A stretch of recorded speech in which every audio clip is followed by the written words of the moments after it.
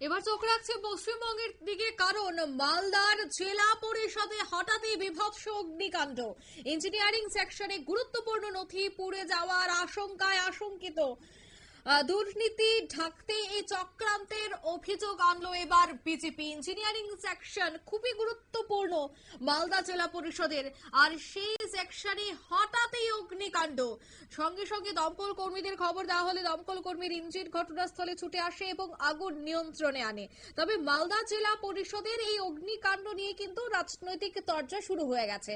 আপনার ভিতরে সেই ছবি দেখতে পাচ্ছেন যে সম্পূর্ণই কিন্তু আগুনে ভস্মীভূত হয়ে যায়, আগুনে ছাই হয়ে যায় সম্পূর্ণ ঘরটি। সেই ইঞ্জিনিয়ারিং সেকশনটির ছবি আমরা দেখাচ্ছি, গ্রাউন্ড জিরো থেকে আমরা সেই ছবি নিয়ে এসেছি আপনাদের জন্য।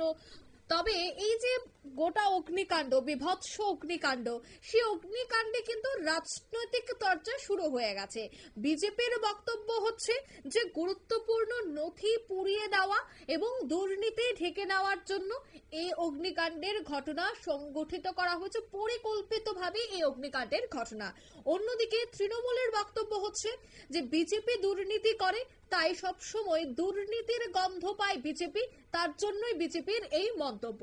অর্থাৎ একদিকে তৃণমূল, একদিকে বিজেপি, দু দলই কিন্তু যে যার মতো করে এই বিষয়টি নিয়ে রাজনীতি শুরু করে দিয়েছে। তবে মালদা জেলা পরিষদের এই অগ্নিকাণ্ডকে কেন্দ্র করে কি বলছেন বিজেপি নেতৃত্ব এবং তৃণমূল নেতৃত্ব, পরপর শোনাচ্ছি। এবং জেলা পরিষদের নির্দিষ্ট জায়গায় ইঞ্জিনিয়ারিং সেকশন, যেখানে কাগজপত্র লেনদেন হয় নানা রকম দুর্নীতিপূর্ণ, সেই ঘর পুড়ে ছাই হয়ে যাচ্ছে। সেই জন্য এইটা উড়িয়ে দেওয়া যাবে না যে বিরাট একটা চক্রান্ত এবং নয়ছয় করার যে পরিকল্পনা ভোটের আগে, সেটাকে ধূলিসাৎ করে দেওয়ার একটা চক্রান্ত আমরা দেখতে পাচ্ছি।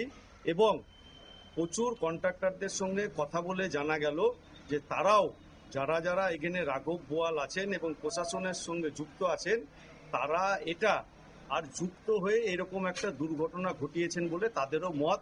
আমরা ভারতীয় জনতা পার্টি বিরোধী দল হিসেবে বলছি, এই আগুন লাগার পূর্ণাঙ্গ তদন্ত হওয়া উচিত এবং যে সমস্ত পুরাতন ফাইল ছিল সেগুলো আবার যেন ঠিকঠাক করে বের করা যায়।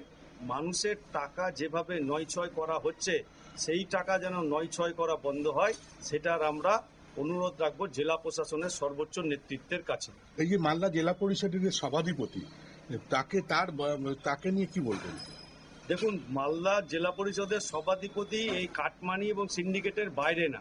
কারণ কেউ সভাধিপতি হবে তার আগে কাটমানি এবং সিন্ডিকেটরা ঠিক করে দেয় তাকে সভাধিপতি করলে মালদার মানুষের যে টাকা নয়ছয় করা যাবে, সেটা একটা প্রক্রিয়া।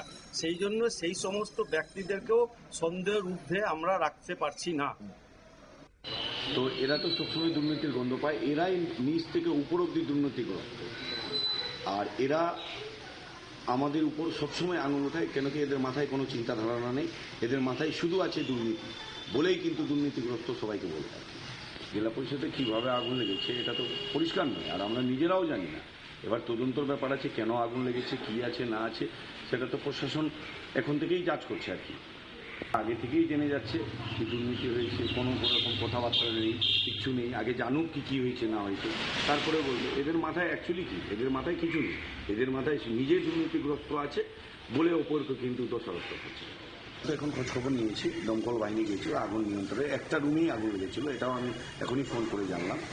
তো এখন এবার এটা সেটা ইনকোয়ারির ব্যাপার আছে, প্রশাসন দেখে নিচ্ছে কীভাবে আগুন লেগেছে। দুধের দুধ ইয়ে হয়ে যাবে, দুধ জল সব পরিষ্কার হয়ে যাবে। আমি হচ্ছি বন্ধু খান, আমি জেলা পরিষদ। আপনারা শুনলেন তাদের পরপর বক্তব্য। অর্থাৎ এই মালদার জেলা পরিষদের এই ঘটনায় কিন্তু রাজনৈতিক চর্চা শুরু হয়ে গেছে। তবে ইঞ্জিনিয়ারিং সেকশনে যেভাবে আগুন লেগেছে এবং সম্পূর্ণ গুরুত্বপূর্ণ নথি পুড়ে গেছে, তাতে কিন্তু অনেকটাই ক্ষতি হয়েছে বলে মনে করা হচ্ছে। বিস্তারিত সেই বিষয়ে জানবো, টেলিফোন লাইনে যুক্ত হয়ে গেছে পশ্চিমবঙ্গ থেকে টুপাই হোট। টুপাই বাবু, দুর্নীতি ঢাকতেই এই অগ্নিকাণ্ড পরিকল্পিতভাবে, এমনটাই অভিযোগ করছে বিজেপি। তবে সেই অভিযোগ সরাসরি অস্বীকার করছে তৃণমূল। কি বলবেন? একটি গুরুত্বপূর্ণ সেকশন, ইঞ্জিনিয়ারিং সেকশন, সেখানে সব থেকে বেশি গুরুত্বপূর্ণ নথি রাখা হয়, আর সেই জায়গায় এভাবে অগ্নিকাণ্ড, কি বলবেন? দেখো, যেটা বিজেপিরা অভিযোগ করছে তার পেছনে একটা অনেকটাই যুক্তি রয়েছে, এবং কেন ইতিমধ্যেই মালদা জেলা পরিষদের বিভিন্ন কাজ নিয়ে প্রশ্ন উঠেছিল, বিভিন্ন কাজের বিভাগীয় যে খোঁজখবর বা তদন্ত সেগুলো চলছিল।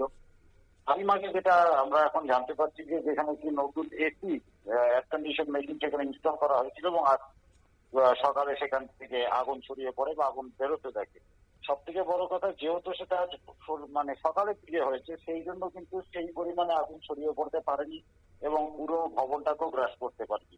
তবে যেটুকু অংশ ক্ষতিগ্রস্ত হয়েছে সেখানে যে নথিগুলো ছিল, স্বাভাবিক কারণে দমকল যখন সেখানে পৌঁছে, দমকলের জলের কারণে সেখানে সেই নথিগুলো নষ্ট হয়েছে। এবং সব মিলিয়ে একটা বড় প্রশ্ন উঠছে যে এত বড় একটা গুরুত্বপূর্ণ দপ্তরে একটি নতুন এসি ইনস্টল করার পরে সেটাকে সঠিকভাবে কেন পরীক্ষা করে দেখা হলো না, পরীক্ষা না করেই সেটাকে কি করে চালিয়ে রাখা হলো, এই ধরনের নানা প্রশ্ন উঠছে। সুতরাং বিরোধী দল যে অভিযোগগুলো তুলছে সেগুলো একবারে উড়িয়ে দেওয়ার মতন নয়, কিন্তু সমস্ত বিষয়টা নিয়ে এই মুহূর্তে মালদা জেলা পরিষদের পক্ষ থেকে কোনো বিবৃতি দেওয়া হয়নি। তারা সমস্ত বিষয়টিকে নিচে দুর্ঘটনা বলে দাবি করছে এবং এটা শর্ট সার্কিটের ফলে হয়েছে বলে দাবি করছে। তাদের যেটা দাবি যে যেহেতু ভোরবেলার দিকে মানুষের নজরে এসেছিল এবং দ্রুত দমকল সেখানে পৌঁছে গিয়ে আগুন নিয়ন্ত্রণে আনে, যার ফলে বিরাট কোনো ক্ষতি হয়নি এবং কোনো নথি নষ্ট হয়নি বলে তারা দাবি করছে। ধন্যবাদ। অর্থাৎ মালদা জেলা পরিষদের এই বিভৎস অগ্নিকাণ্ডকে কেন্দ্র করে কিন্তু একাধিক বিষয় উঠে আসছে, তবে পুলিশ ইতিমধ্যে গোটা বিষয়টি খতিয়ে দেখবে। দুর্নীতি ঢাকার কি সত্যি চক্রান্ত নাকি এর পেছনে অন্য কোনো রহস্য, সবটাই কিন্তু উন্মোচিত হবে তদন্তে। নিয়ে নিচ্ছে ছোট্ট একটি বিজ্ঞাপন বিরতির সঙ্গে থাকুন।